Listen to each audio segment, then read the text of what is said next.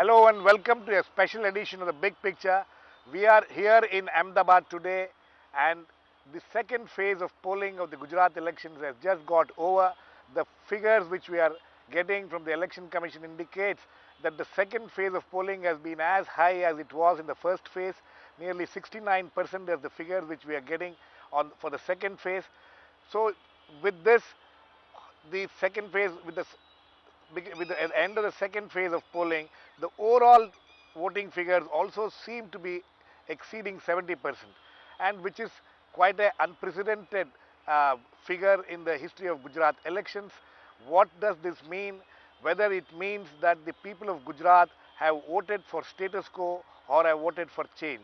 This is what we will discuss today here along with a panel of guests. Ami Yagnik, I have with me Ami Yagnik, spokesperson of the Congress Party, Jagat Shah, founder and mentor at the Cluster Plus, an NGO, Leena Mishra, resident editor of the Indian Express, and Professor Sebastian Morris, professor at the Indian Institute of Management, Ahmedabad. Welcome to all of you. Ami Yagnik, you think this high percentage of polling uh, indicates that people in Gujarat have gone for a status quo or have gone for change? I would like to say that we very would like to firmly believe that the people have voted for change, because we have taken almost about 12 very distinct points which touch the people's concerns, and over the last 10 years what has not been done in the name of development and what has been portrayed as development, we have taken it to the people of Gujarat, which would be ranging from drinking water to water for irrigation to the farmers, to electricity power to the farmers, from wet on chemical fertilizer to the farmers, health care for everyone, homes for everyone in both rural and urban areas, and also education as far as people of all strata are concerned. And for every point we have given them what kind of schemes were given by the central government and which have not percolated to the grassroots level. The targeted people have not got what they were given, and so we went with a very specific program to all the people, to all the sections, and we also showed that there was a huge corruption as far as the state is concerned, and almost about 1,40,000 crores has been practically the debt of the Gujarat government, and 1 lakh crore of rupees corruption before the MB Shah Commission in 17 scams, from giving land to industrialists at absolutely 1 rupee or more than 1 rupee and 15 paisa, almost 1 rupee 15 paisa to industrialists, instead of giving to people housing. We have also taken to the people that these are the examples of all the matters pending before the commission as well as the courts. And here are we. We have come with programs. If we come to power, we'll give you all these basic amenities, and we have shown them the true picture of what development should be like. And so we are very hopeful that the people's concerns we have taken to them will definitely translate into votes. Mr. Jagat Shah? The question is this: Ami Bain's argument that they have gone before the people, showing all these things, saying that the development which Narendra Modi and the BJP government here is talking about is not really the development which has benefited the poor; it's only benefited the rich. You think that is the message which has gone to the people? Do you think Congress has been able to say, effectively send that message across to the voters of the state? Yeah, you see, the point here is that if suppose, if let's take the example of farmers, if as it is being claimed by the state government, if the growth, agriculture growth is 12% in Gujarat, and if the farmers have benefited, if this figure is validated and if they have benefited, then they will vote for status quo. If they have not benefited, then they will vote for change. So it is all about who has benefited. And most of these, if we take an example of power, so if there has been a stable power and if farmers and industries has been getting power regularly and doing the production, then they would vote for status quo. Otherwise, they would vote for a What change. do you think? You think that some of these programs which the chief minister and the BJP government is talking about, it has reached the people? In my as an economic development specialist, I believe if I just relate one figure of 12% growth in agriculture, which Right. Planning Commission and others have accepted, then it means that there is an agriculture growth, Hmm. and the farmers may have benefited. Hmm. But how much the rich farmers may have benefited and how much the marginalized ones is something which is a matter of study. But these figures definitely show a trend towards benefit reaching the grassroots. Okay. Leena, the benefit has reached benefit seems to have reached the grassroots. Congress says that the benefits have not reached the poor and the needy, and but the propaganda of the BJP government has been very effective, saying that there has been all-round development which is unmatched in these last 10 years in Gujarat. You think that message of the BJP government has been stronger than the effort of the of the Congress party to sell this idea that there's still not lot needs to be done and whatever has been done is not been enough.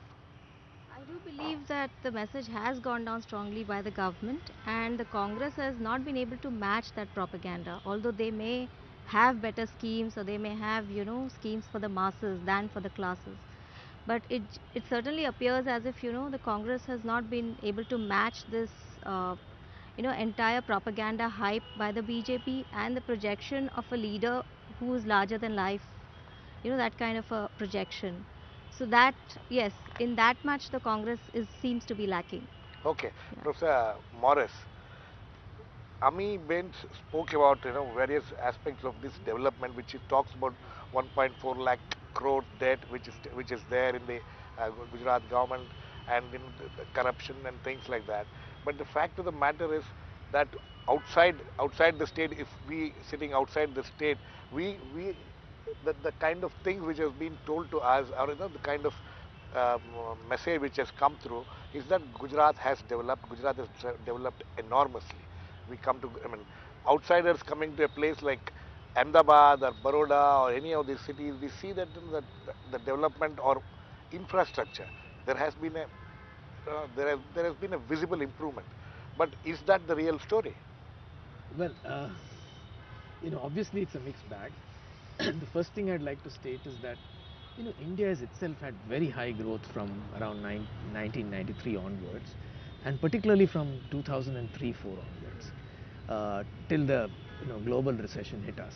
And Gujarat's growth has kept pace. So if you actually look at Gujarat's growth, it follows a pattern of literally following India's growth.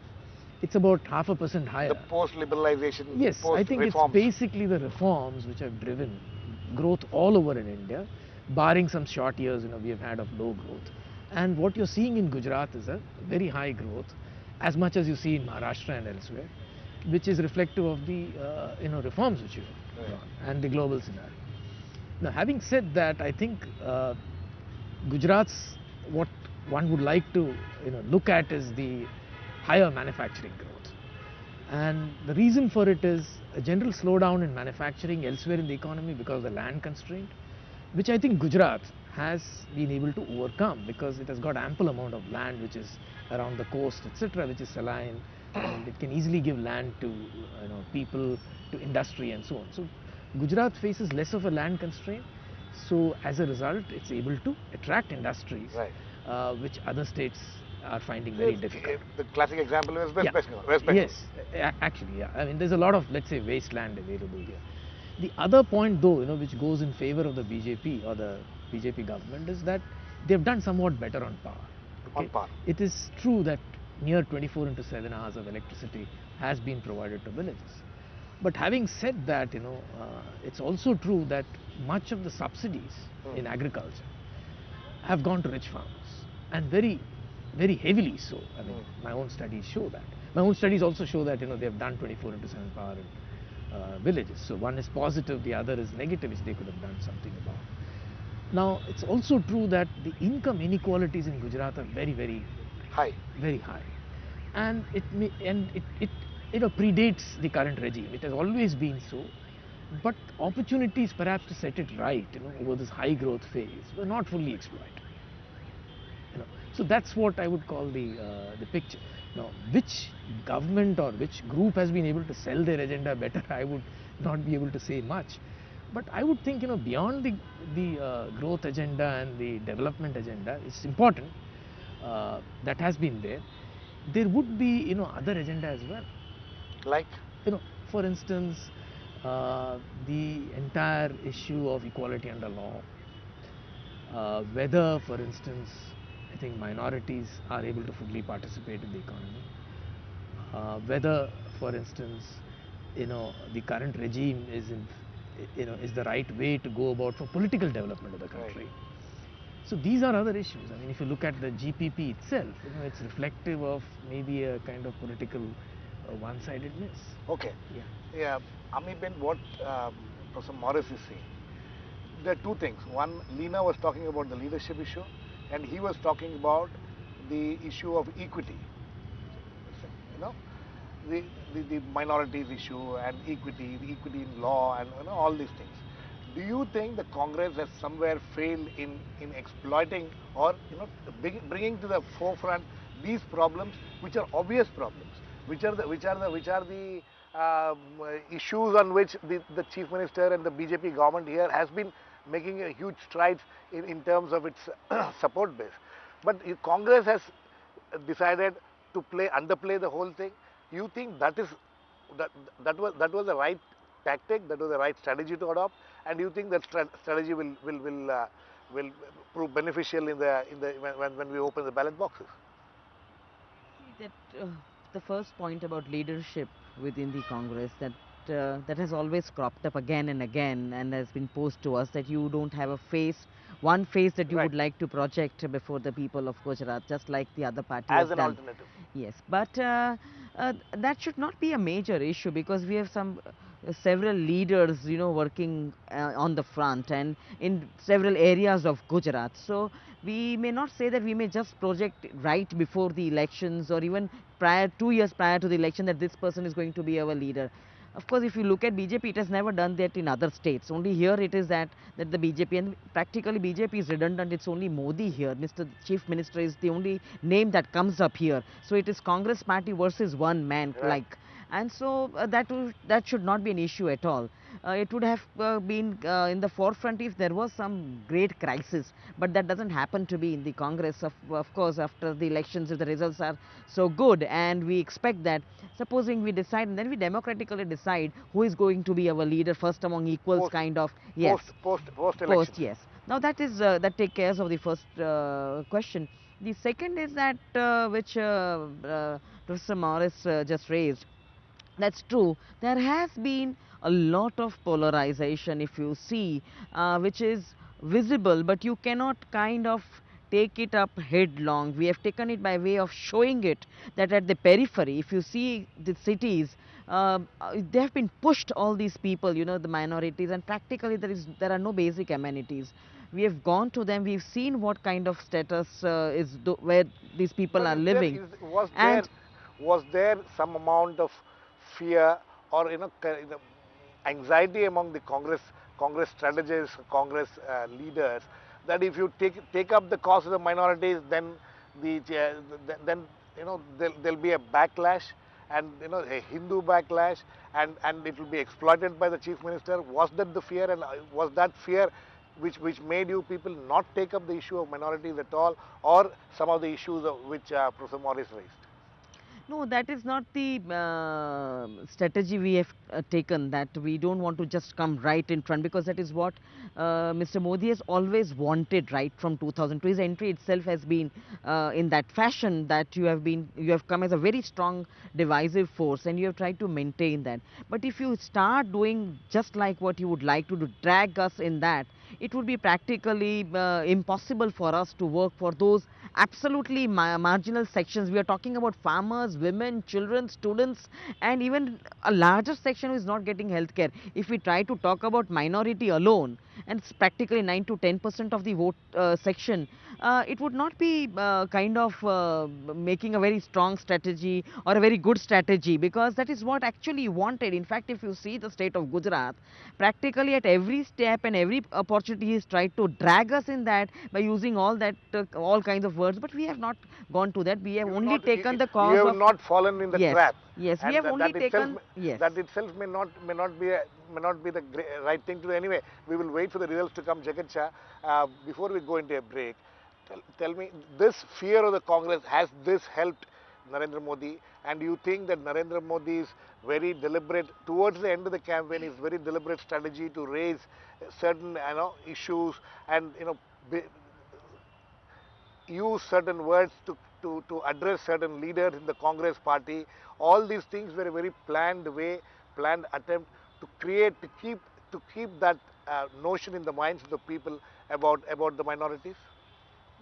You see, I feel there are two factors around what you raised. Is one is a matter of pride. I think what perhaps the chief minister has been able to do is create a sense of pride in Gujaratis, right? If we always say that 10 years back, same development used to happen, Gujarat was always progressive. Yes, it was, but perhaps he has been able to market it in such a way. For example, when he appears on a Time magazine and he is all over the world, then the youth of Gujarat feel a sense of pride. Right. So students, so then they would want to. And so what perhaps he has done is he has moved around that. And in terms of the minority, polarization has always been an issue in Gujarat, always. So anytime there is a chance, either Congress gives to the chief minister, then he would grab perhaps and use his pride image which has been created, and then move. Second very important factor I feel is peace. So if the women feel that in the late night they can drive in cities and towns, then that's the kind of peace from women perspective. Or if the industries feel that there is no labor strikes, and therefore projects like Tata Nano would come, that also adds to peace and So the pride agenda. peace and pride. This is what you think. Yes. Narendra Modi's key issues, key things which he has given to the state. Anyway, we'll continue this discussion. We need to go into a short break now. Please keep watching. We'll be back very soon.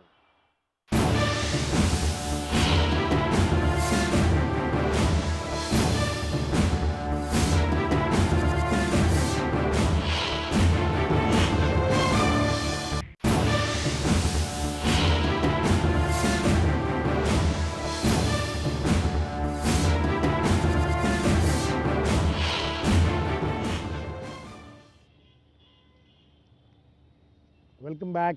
We are in Ahmedabad on a special edition of The Big Picture, and we are discussing, after the second phase of polling got over today, whether the voters of Gujarat have voted for status quo or change. Leena, two different points of view, one from Jagat Shah's and Ami Bains, saying that, what Narendra Modi has brought here is peace and what he calls as pride. He has created this pride among the people of Gujarat, and he has also brought peace in Gujarat. Would that be the correct way of looking at what we see in Gujarat today? I'm sorry, I wouldn't agree with that, because peace is, I mean, if the kind of peace that he has defined, women being out on the streets late, that has been a quality of Gujarat for very long. Right. And the Gujarati generally is an enterprising man, Intrinsically, the Gujarati And is woman. enterprising, yes. He's also an enterprising woman. A woman, yes. Gujaratis are enterprising, yes. So they want to themselves, they are not a kind of people, who will sit still even in the face of disaster. Like we've seen it in the Kutch earthquake as well. Yes. The resilience of the Gujarati was at its maximum. So we've seen that. So peace as defined by Jagat Bhai, I would not agree with that, because that has always been there. This has been a comfortable state for women. I mean, we've seen the garbas have been happening for so many years. So but yes, the Asmita bit, the pride that he's talking about, Modi has managed to make himself, a symbol of the Gujarati Asmita. Right. And that is why, he's equating That he has been himself- able to sell very effectively. Yes, he's equating himself with Vivekanand, Sardar Patel, whoever, So yes, that is, but it's symbolism. But that symbolism seems to have worked, Professor Morris. That Seems to have, yeah, seems to have worked. One second thing is this high percentage of voting. I want all of you to. Ami Ben initially said that she hopes that it is in the favor of Congress. But do you think that this high percentage of voting, what could it mean? In Saurashtra there was certain different analysis being made. In South Gujarat, different analysis is made. Now we see today in North Gujarat and Central Gujarat also this high percentage. How do you look at this? Yeah. Yeah, I mean, as an academic, I would not venture a guess in terms of whom it favors. But one thing is sure, that this is a well contested, really, tooth and nail, and to the teeth it has been fought. So, having said that, there could be various reasons for it. One is you see, even within the BJP, Modi, the chief minister, is seen as a one-man show. So there are a lot of lower level politicians who may not have got the space. Who may not have? Got the space. Okay. And one expression of that is the formation of the GPP. So now there are three parties rather than two. So which way the vote splits is extremely important, and I think there is a regional dimension to it. The When you talk of regional dimension, these votes may split in a way as to favor one party in one in one region and another and party. the other bigger party in the other region. Okay. So which way finally it will go, it would be very, very difficult for anybody to say. Exit polls would of course indicate something probably in the right direction, Okay. but it's still an open question, I would think. The Gujarat Parivartan Party's presence as a third angle of the triangular contest here. How do you see that factor in Saurashtra especially? In Saurashtra, it may well swing it away from the BJP, but elsewhere it could swing in favor of the BJP. The BJP. Yes. That's interesting. I mean, it's That's a an interesting net thing. effect. One doesn't know which way. That's it will go. interesting. What Maurice says is interesting, that the GPP factor, which Congress seems to be relying upon quite a bit, it can work against you in certain regions, it can work in your favor in certain regions. Do you agree with that? Yes, because actually if it has cut into the votes of the BJP, we do not know how it is going to work in the end after the results are out. But definitely it is going to create a huge dent for the BJP, because Keshubhai is a In certain areas. uh, Or you think in all it would be all over the place, Saurashtra being main of course, but it definitely would cut into the votes of the BJP and will create a huge dent. How it would affect the Congress will have to be seen only after the 20th after the result is out, because Keshubhai has a huge following, he being the chief minister here for an effective chief minister of the BJP, and when he comes out of that party, he comes out saying that this is not the party I started or I was a founder person of, and so that has given a very clear-cut message to the people who follow the BJP or who are the BJP workers, and so it would be constituted as that it's Modi and the BJP of Keshubhai. So it would definitely work, but how it is definitely going to affect the Jagat Shah, Congress. do you see it in the same way as Amiben sees, or do you think that the GPP factor, the Keshubhai factor, will actually work in favor of Narendra Modi? It depends from constituency to constituency, because how is the composition of the electorate, and also this delimitation factor is Yes, also going to yes. play a role. But I think that what perhaps Keshubhai should have done is that he should have come into with this party earlier, a little earlier. I Created think- this party earlier. Yes. So this has come very late, and it is being seen like an opportunist. Offer. Okay, So, I mean, Leena, you have traveled in those regions, you have spoken to people, you have met people. You think how does Keshubhai come across as? Does he come across as an opportunist who has, his last minute started his own party because he didn't get what he wanted, or is there a element of Patel pride involved in this? There is a bit, especially in Saurashtra, there is a bit of Patel pride that is coming out, and it is a manifestation of the anger of the Patels. Okay. I mean, Keshubhai presents that kind of an image that, so definitely there are some Patels who are very chauvinistic about this leader, and, they do feel for the GPP. But I don't know, I'm not really sure if this will translate into votes or, seats for the GPP. Votes, yes, but seats, I'm not really sure. And how far it will benefit the Congress. Congress' great hope in Saurashtra. Last time also, if you remember, in 2007 also, though Keshubhai had not come out of the BJP, he was still in the BJP, but he was very disgruntled. There were a lot of noises being made from people who were close to him, but he had not. Even then, I remember the Congress party was heavily hoping that he will be making that dent in Saurashtra. This time, you think that he will be make such a dent that it will have a direct benefit on the Congress for the Congress. See, there may be a possibility in cases where, if there is a caste-based voting, then if there are two Patel candidates, for instance, if there are two Patel candidates from the BJP and the GPP, then the Congress may have put a non-Patel in a Patel-dominated seat. In this kind of a scenario, maybe the Congress could benefit, because, the Patel votes will get split and the Congress could win, because the votes will get polarized onto the Congress side.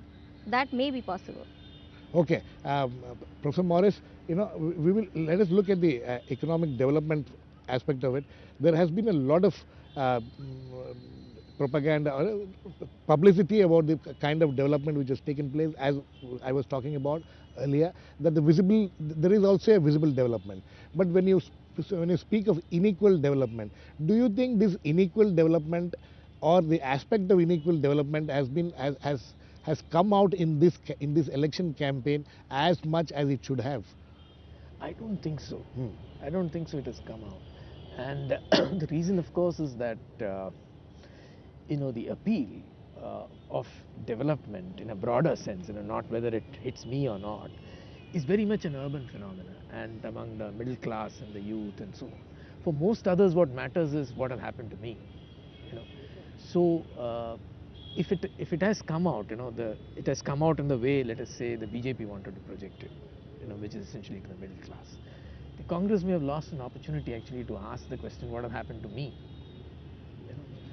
So, see, the larger issue of development is something which is not generally saleable in the Indian context, because there are so many disparities, so many regions and so on. So everybody would ask the question, what has happened to me? Okay, we are running out of time. I want a quick response from all four of you. Amiben, you two first. So this election, as you think, has seen the voters voting for a change, or do you think they're happy with the status quo? They're happy with the present government? Quickly. I think they want a change. They want a change. Status quo. You think it's status quo? Leena?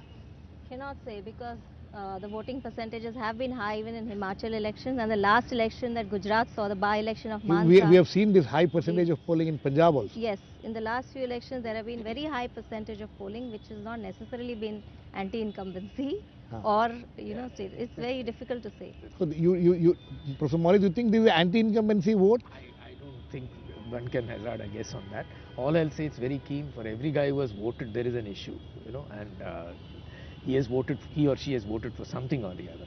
But whether it will work in terms of bringing about a change or not, one can't just One guess. can't say. It's just too complex a problem, I think.